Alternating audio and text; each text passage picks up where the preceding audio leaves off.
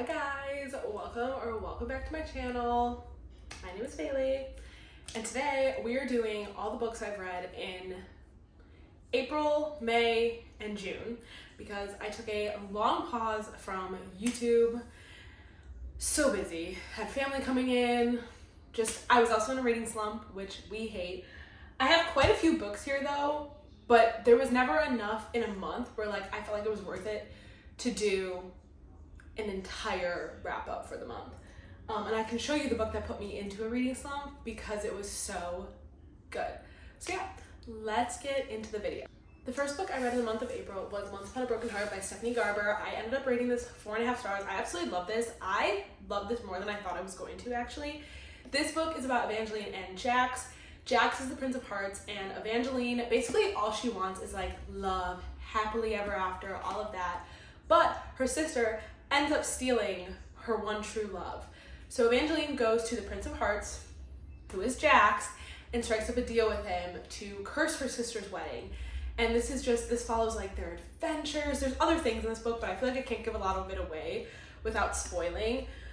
But oh my god, this book is so good. I need to read The Ballad of Never After because I need to know what happens next, because there's definitely a cliffhanger at the end of this one, and I know there's a cliffhanger at the end of The Ballad of Never After, but adored this book, loved it more than I thought I was going to. I love Jax. I want him for myself. The next two books that I read in the month of April were Saving Six and Redeeming Six. These are the third and fourth book of the Boys and Tommen series. This series, literally my favorite series ever. I can't really say anything about these books without giving anything away, but these follow Joey and Aoife, so the first two books in the series are Binding and Keeping 13. Those are about Johnny and Shannon. So Joey is Shannon's brother, older brother. And these books, oh my god, I know they're huge. I know these books are massive. They look daunting, but they are so good. So I gave these ones both 4 stars. I did enjoy these a lot, but I still liked Binding and Keeping 13 more than these. But you just have to read this series. I know there's no way to describe these books without giving anything away, and I feel like I can't even describe them enough to do it justice. If you have not read this series, you need to go read it. The next book I read in the month of April was Scarred by Emily McIntyre. This is the second book in the Never After series.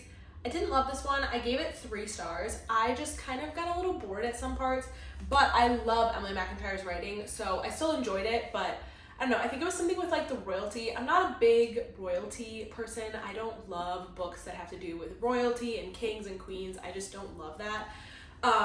But this has aspects of The Lion King in it. It's not a retelling of The Lion King by any means, but there are some similarities. And this is about Tristan and Sarah and Michael. So Tristan is the prince and he wants to become king, but Michael, his brother, is destined to become the king. And Sarah actually wants to marry Michael. She goes to their kingdom. She wants to marry Michael so that she can because she wants to get rid of the entire Fassa line, which is their last name. She wants to get rid of them. She wants to eradicate them from the earth because she wants to rule. She wants to be queen. But obviously she ends up falling for Tristan while she's there. So I don't know. I wish I enjoyed this a little bit more than I did. But it was okay.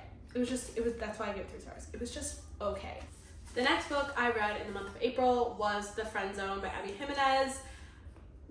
I did not enjoy this book at all. I gave it 2 stars. Honestly, could take it down to 1 star. There was nothing about this book that was really drawing me in. Felt like it was a really fast read, which is the only good thing, but I could not stand the characters. They were insufferable to me. So I just was not rooting for them at all. This book is about Kristen and Josh. Kristen is basically planning her best friend's wedding. Josh is the best man in this wedding. They end up meeting randomly. I don't even remember how they even met, honestly. I don't remember a lot about this book because I just didn't enjoy it. I almost DNF'd it, honestly, but they end up meeting, I think at the supermarket, something along those lines, and she's attracted to him right away, but the thing that bothered me the most, there were two things that bothered me the most about this book. One, at the time that they meet, Kristen has a boyfriend or a fiance. Are they engaged? No, I think it's just her boyfriend. I believe it's just her boyfriend. She has a boyfriend at the time when they meet, and I just felt like the entire book was like emotional cheating. I did not enjoy that whatsoever. It felt like she was cheating because she was constantly thinking about Josh in a way that like she shouldn't have been thinking about him if she was in a relationship. And that bothered me a lot because I just felt like there was no reason why she needed to be in a relationship. I feel like the book would have been a lot better and I would have enjoyed it a lot more if she wouldn't have been in a relationship for like half the book, because it just felt like cheating to me and I didn't like that. And then the main conflict of this book is the fact that Kristen cannot have children. I believe she has PCOS, so her doctor tells her she's probably never going to have children. And Josh is like this sweet family man. He wants this huge family.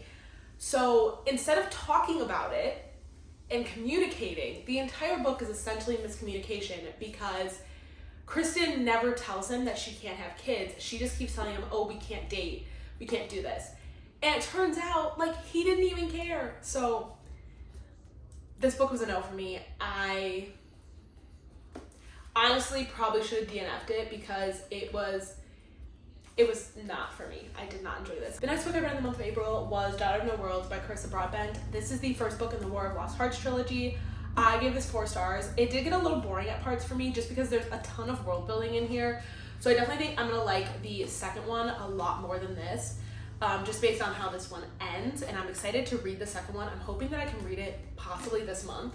But this book is about Tasana. She is a slave. This is a whole magical world, kind of dystopian vibes. She is a slave to one of the most powerful men in the world. She ends up actually murdering this man, and she buys her freedom. And she essentially pledges herself to the Orders, and the Orders are essentially the government. But it turns out the Orders are not who she thinks they are, and they want to use her. But she is told that she's going to have this apprenticeship with Max, who I love. Oh my god, Max made this book for me. This man is so chef's kiss. I loved him. But he doesn't want to help her at first because Max doesn't really like the Orders either. So this follows their entire journey. But yeah, just beware, there's a lot of world building in this book. It's a big book, and the entire world that has to be built takes a while to do so. But I am very excited to get into the second one because I think I'm going to enjoy it even more than I enjoyed this one. Moving on to May. The first book I read in the month of May was Happy Place by Emily Henry. This is the book that put me in a reading slump because this book was so good. I would literally give it infinity stars if I could. My cat is literally right here and she is trying to move my tripod. So if you see my tripod moving, that would be my cat who does not want to be held. But this book, I think about this book every day. It is so good. I love Emily Henry's writing. I need to read Beach Read and Book Lover still, but I Read People With Me on Vacation. That was a 5-star read for me. This was honestly infinity stars to me. I would give this even more than 5 stars. I cannot rave about this book enough. Everything about this book, I cried this entire book. I swear, I was tears in my eyes, crying the entire time during this book. This book follows Harriet and Wynne, and they started dating in college, I'm pretty sure. Yeah, they started dating in college, and they got engaged, but something happens between them, and Wynne ends up breaking off the engagement. But every summer, they go to this little lake house. It's a beach house, rather. They go to this beach house with their whole group of friends. For the life of me, cannot remember the friends' names. I cannot remember the friends' names for the life of me, but they end up going to this cottage every summer in Maine, and I think there's 6 of them, 5 of them? No, 6. 6 of them go to this cottage in Maine every single summer. But the problem is, after Harriet and Wynne broke up, they don't tell anybody that they cut off their engagement. So they all go to this cottage for the summer, and Harriet and Wynne essentially have to pretend that they're engaged because they don't want to upset their friends. It's their last summer at the lake house. Oh my god, this book is so good. If you have not read this book, please go do so. The found family in here, the friendship groups, the way this is written, Win is perfection. Oh my God. I want to reread this book every day for the rest of my life. It's that good. The next book I read after Happy Place was Does It Hurt by H.D. Carlton. I will say this book does not have a lot of plot. There's a lot of spice. H.D. Carlton is who writes The Cat and Mouse Duet, which are, if you know, 2 of my 5-star reads. I love those books, which I don't know what that says, but this is dark romance, a lot of smut. That's exactly what I needed after I finished Happy Place. I actually really enjoyed this. I ended up giving it 4 stars. This book follows Enzo and Sawyer. Very much enemies to lovers, very dark.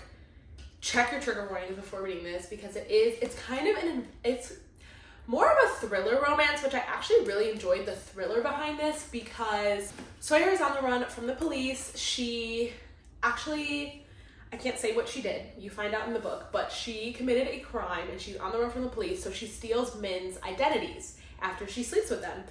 And she ends up stealing Enzo's identity after they sleep together, although Enzo does not let her get away without a fight. He is I forget exactly what he does. He does something with boating. He ends up luring her onto this boat, and after he finds out what she did and craziness, there's a smut scene in here. Oh wow. It's crazy. If you've read it, you know what I'm talking about. It's crazy. But their boat ends up capsizing and they find themselves on this little tiny island with this lighthouse. And that's all I'm gonna say because it does have thriller aspects in it, which I really enjoyed. Highly recommend trying this one out because it is more of a romantic thriller and it's dark romance. But definitely check your trigger warnings before reading because there is a lot. Highly recommend this book though. Okay, and then this is when my reading slump started to happen. So I tried to pick up 2 different books.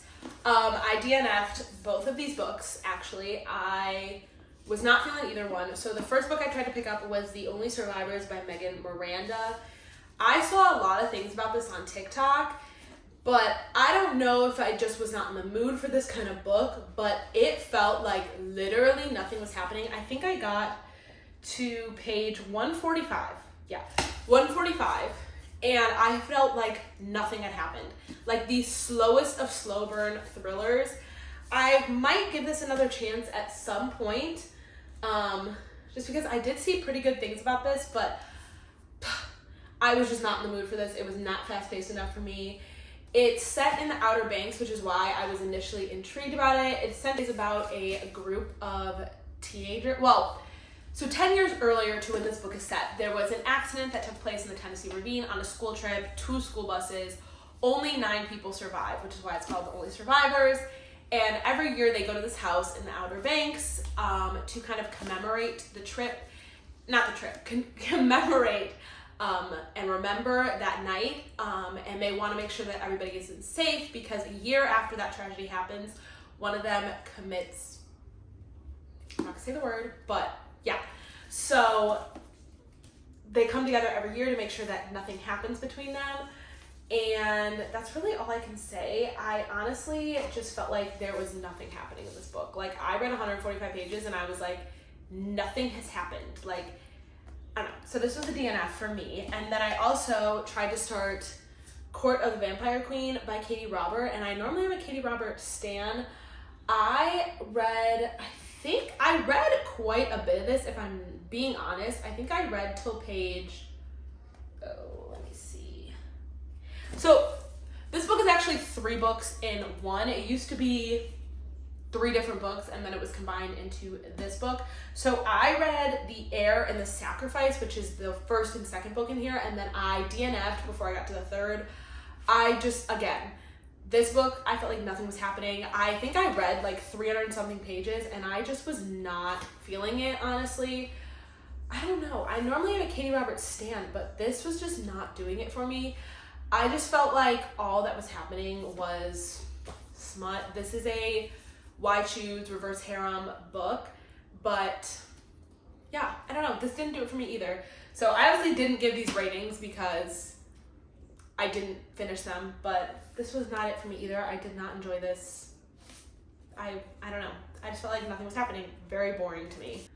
The next book I picked up was Rewrite Our Stars by Kat Singleton. I actually did finish this one. I gave this one 4 stars. I really enjoyed this. It's a small town romance. It's a second chance romance, past and present timeline, small town romance. This is about Cade, and her name is Marigold, which I was a little thrown off by. I was like, interesting name, but I've just never heard the name. Very pretty name though, but I was just kind of like thrown off by the name because I was like, oh, okay. So, and like, it's kind of, this book was very cliche, I will say. Even though I gave it 4 stars, I will say it's a very cliche book. Like, she loves marigolds. Her name is Marigold. Her favorite flower is marigold. They go into marigold fields. Like, definitely very cliche. But this is also best friend's older brother. So her and Cade have always had this little romance kind of thing. She's always had a crush on him. And finally, one summer before she goes away to college, because he is older, they finally have their like summer romance. She thinks they're gonna have this whirlwind romance, like it's gonna be amazing. But before she leaves for college, Cade ends up breaking her heart. She has no idea why, and she is heartbroken over it. And something happens where there is a death in Cade's family, and she goes back to the small town. She hasn't seen Cade, I forget how many years. It's been, I don't know if it ever says the years, but it's been a long time since she's ever been back in the town. And she's still heartbroken over Cade. And yeah, so love this book actually. I love a good second chance romance, one of my favorite tropes, but it was definitely cliche. I think there's a lot of moments in here that were definitely cliche, but I loved it, even though, like I said, it was a little cliche, a little predictable. The last 2 books I read in the month of June were The Housemate and The Housemate's Secret by Frida McFadden. Oh my god, Frida McFadden has easily become my new favorite thriller author. I love these books so much. I can't even describe to you how much I love them. I gave The Housemaid 5 stars and I gave The Housemaid's Secret 4 stars. These follow Millie. Both of the books follow Millie. They are a sequel to one another, even though technically you could read The Housemaid's Secret without reading The Housemaid, but I would just read both because they're both amazing. But in this one, Millie she actually committed a crime. So she has a record and she can't find a job. She's living out of her car and she ends up seeing this ad for a housemaid, essentially, for this wealthy family called the Winchesters. She goes there, she applies, she meets Nina. Nina is crazy. Like, this woman is craziness. Oh my gosh. But you find out why, and the plot twist in this book had me on the edge of my seat the entire book. I had no idea what was happening. I love this. It's so fast paced. Did not want to put this down. I think I finished this in like a day and a half because I did not want to put it down. Crazy. That's all I have to say. I feel like it's so hard to describe this book without like ruining anything. But if you have not read a Frida McFadden book, you need to, because they're insane. And the way she writes thrillers, it's exactly how I like my thrillers. I like my thrillers to have plot twists, keep me on the edge of my seat, and that's exactly how she does it. So this was a 5 star, and then I went in and read The Housemaid's Secret because I needed more. This also follows Millie, but she's working for a different family called the Garricks, and it's a penthouse. She does the same kind of housemaid sort of thing. Again, crazy. Like, the plot twist in this book I did not see either of the plot twists in these books coming. I had no idea. I thought I knew the plot twist, was not the plot twist at all. So definitely recommend Frida McFadden's books. I want to read way more of her books because, oh my god, I loved these both. So that is everything that I read in the months of April, May, and June. I hope you guys enjoyed this video. Please like, subscribe, you know what to do, all those YouTube things, and I will talk to you guys very soon. Bye, guys.